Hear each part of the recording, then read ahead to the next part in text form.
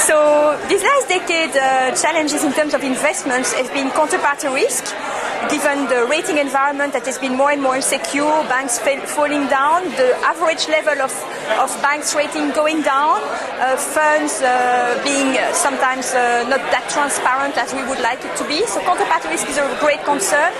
And then the low risk, the low rate environment, because all of us, we are more concerned about capital preservation and liquidity, but at the end, our top management guys still look at bottom line and say, oh, why don't we get a little bit more return? So I would say it's managing those two, which puts some stress, and it's your balancing act between counterparty risk and low rate environment, trying to optimize that.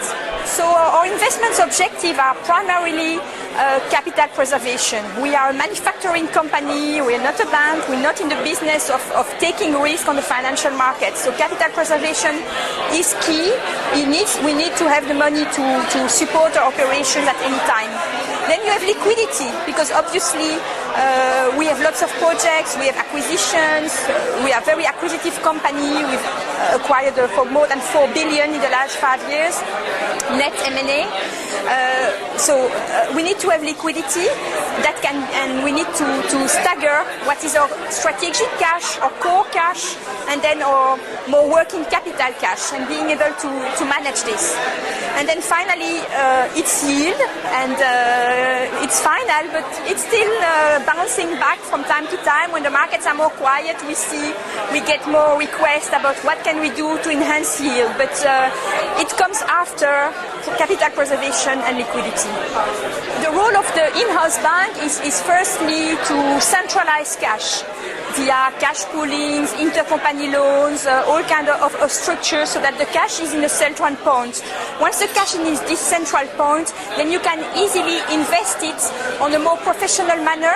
You get economies of scale, you get negotiation power, you get professionals that are highly qualified and can analyze the different products and offers. You can have systems in place, platforms that allow you to deal in a very professional manner. So the role of the in-house bank, I think, is really key, and it also helps you to maximize the total of your investments, because you only fund the entities to the extent of the minimum capital requirement they have. So you optimize also the global amount that you can invest. So I would say it's really a real stream coming from cash visibility, with MT 940s provided to us via a bank, via FIDES, into our treasury system. So we have 100% visibility of our cash. We have the cash pooling systems in euros, dollars, sterling, and then in all Europe. We have, just in EMEA, we have 19 in-country cash pools and 3 cross-border cash pools. So this allows the cash to come. So it's technology, but even if it's at the bank, it's still technology. Then we have our treasury systems, our cash forecasting. We have wonderful Excel for our cash forecast.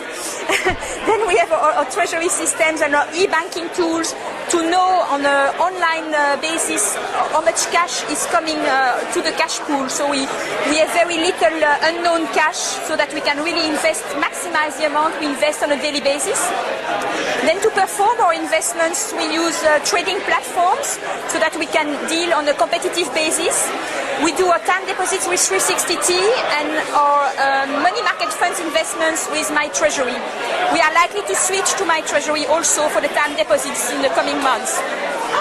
And then all this is interfaced into our treasury systems, and further down to our e-banking system for payments and to our ERP system for accounting. So the expected regulations on money market funds, and it's quite unknown, depends on what measures will be taken. If we speak about the changing from a constant NAV to variable NAV, in terms of investments, it's not a big difference, but I think in terms of accounting terms, it will make our life a lot more difficult, and it may, in our personal case, make us a little bit go away from money market funds. Then you have measures expected like going to have a portion of your investments that is retained, so when you do a redemption you only get like 97% of it and you have to wait. This has an impact on the daily liquidity aspects of the fund, so we don't like it that much. We may have to cope with it, I would say. Then we have measures that don't impact us as directly or not as much to the core of what we are concerned about. It's measures regarding capital to be added to the funds. I think for us it's not so important. It will decrease the yields, but it will maintain or focus on capital preservation and liquidity.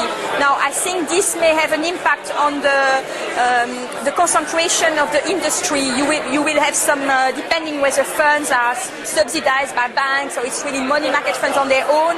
Some of them, I think there will be concentration in the industry because strategically speaking, I don't know if banks will continue to operate in money market funds. So it's that's regulation as we speak. Many other things are on the table which we don't know.